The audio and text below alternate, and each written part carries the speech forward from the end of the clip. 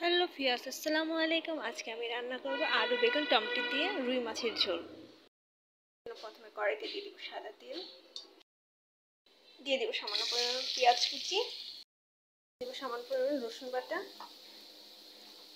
সামান্য পরিমাণ জিরা বাটা, 1 চামচ হলুদের গুঁড়া, 1 চামচ মরিচের গুঁড়া। পানি দিয়ে মশলাটা কষিয়ে নেব।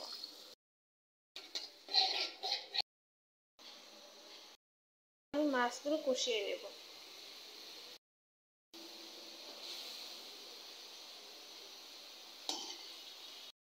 আমার কষানো হয়ে গেছে, এখন তুলে নেব।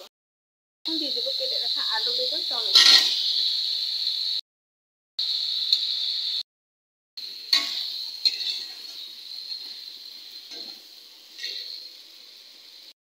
সবজিগুলো আমার কষানো হয়ে গেছে, এখন দিয়ে দেবো পরিমাণ মতো পানি।